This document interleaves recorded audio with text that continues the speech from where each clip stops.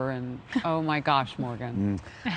It's disappointing. First of all, there's supposedly 70 staffers, 70 running his social media. So you would think, I'm sure you had this too, Kaylee, like we have a running calendar, right, of all the historical events and things you're supposed to remember. So I don't know how something like D-Day It's on your phone. It's on your phone. It comes up like the day. Until 8:30 at night. And so I think incompetence doesn't necessarily answer the question, right? When you say, was it incompetence or was it purposeful?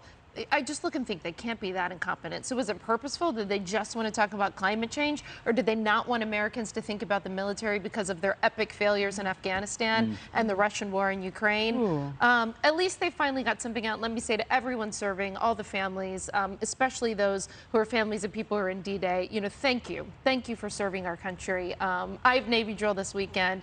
Putting on the uniform is the most important thing other than being a mom. It's the most important thing I do in my life. And and I'm sorry the president didn't thank you in time, but on behalf of all of us here, I know that we are all so grateful to all of those families and to everyone who serves. And we are grateful to you for your service as well. So Brian, he was alive when D-Day happened. I mean, I realize that they're not that far apart in their age, D-Day and the president. However, he must have grown up knowing about it. And the fact that they didn't do anything last year, didn't even send a statement. It's your first year in the presidency, and you didn't do it then. And this time you had to get called out before you do it. Right, you didn't do it, then you do it late. You know, America needs to remember this. And that generation, that greatest generation, those heroes, there aren't very many of them left. No. And a lot of them are not in a position where they can speak for themselves anymore. They can't even tell their stories. If anyone in America should tell the story, keep the flame alive, it's the President of the United States. That's what troubles me. Younger generations need to understand D-Day. That's right. And that should start with the President, actually. There's nobody better to communicate about that. We know our schools aren't doing a great job of it, frankly. The President of the United States needs to do it.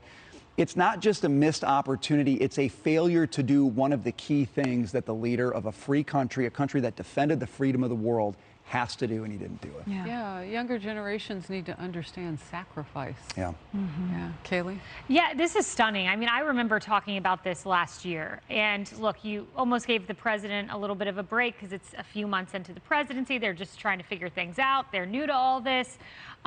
Which was gracious, by the way, for people who thought that way. But I remember a staffer from the First Lady's office tweeting at me, well, Jill honored it. Okay, well, Jill's not the president, so that's kind of besides the point.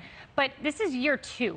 When it happens twice, I mean, what is going on over there? Mark your calendar, set an alarm. I fully expect, go into the communications director's office. I want a poster of D-Day there. You forgot twice. I'm with Morgan. This isn't incompetence at this point. You did it twice while remembering, as Jackie Heinrich points out, National Ocean Month, National Homeownership Month, and Great Outdoors Month. Let's remember D-Day. That's right. And this is someone who has served in government for over 50 years.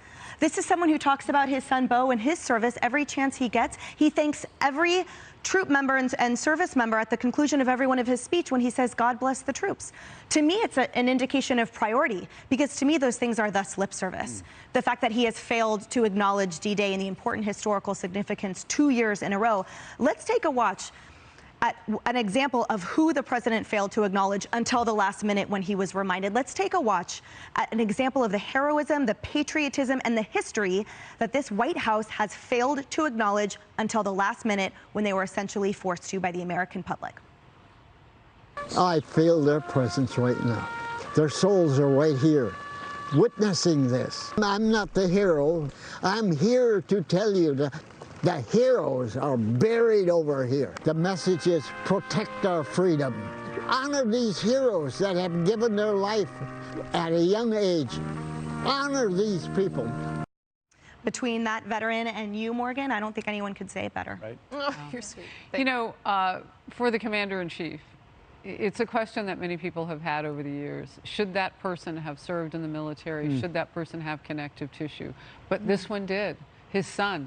And we've witnessed him talk about his son and not remember which branch of military he served in. Yeah, I mean,